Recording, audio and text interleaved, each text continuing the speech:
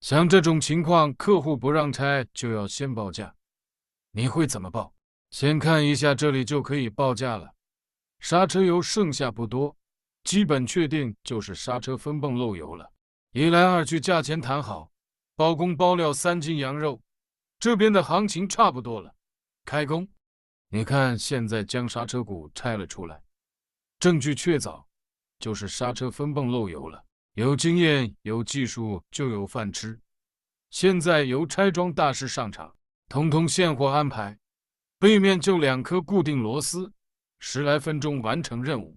刹车油太脏了，就是损坏刹车分泵的诱因，必须得全部排出来，再把刹车片清洗干净。经过一番专业的清洗后，你看现在干净了吧？干净就行，立马装车收洋。因为有车在排好队了。五菱荣光，你看5万公里的火花塞电极都烧实这样了，会出现什么问题？来，我们把时间往前调一点。大叔反映车子没力，抖动，仪表盘亮了故障灯，外挂电脑一查，你看故障点就是失火。失火的原因大多数都是火花塞，也有部分是高压包损坏。但火花塞得先排除。拆火花塞的时候发现气门室盖有点渗油，但跟失火没有联系，先不处理。那么就重点处理火花塞这个问题吧。你看新旧对比，看出问题了没有？没错，就是电极距离变长了。这种情况对于低转速来说可能还能正常点火，当提高转速时，那肯定是达不到系统要求的点火频率。新的装好后，点火测试，你看现在好了吧？一点急着，故障灯也消失了，发动机的怠速也非常平稳，不再抖动，一切正常，可以放心交车。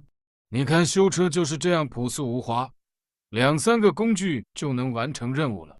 接着来，这辆是什么车？我得让大伙猜猜。换空调滤芯的，提示一下，就这个位置，在油门踏板旁边。这个角度我只能拍拿出来和放进去的视频，其他的根本没有多余的空间拿相机了。接着来这单才符合我的维修宗旨，年检车，不过还没有上线。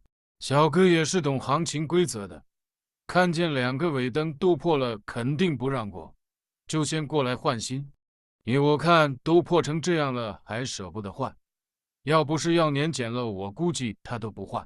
这单是今天目前为止最简单的一单了，刚放好工具又来一单，意想不到这一单比刚才的还简单，根本不用动手。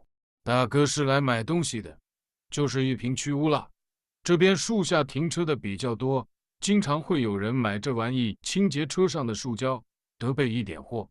哟，3轮车的配件也有，没错，就是来换雨刮片的。这个也太人工智能了吧，简直就是无级变速的天花板。都是一些鸡毛蒜皮的活啊，简单的要死啊！下期见，拜拜。